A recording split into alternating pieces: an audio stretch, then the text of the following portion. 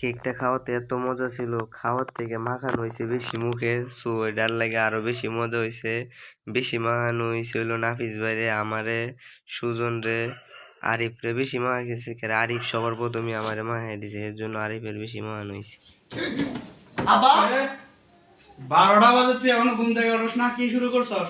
কাজ কাম নাই, খালি খাওন দাও না খালি ঘুমাস না? আমি দি আমার ইউটিউবে 100K সাবস্ক্রাইবার হয়ে গেছে, স্বপ্ন ছিল শেষ।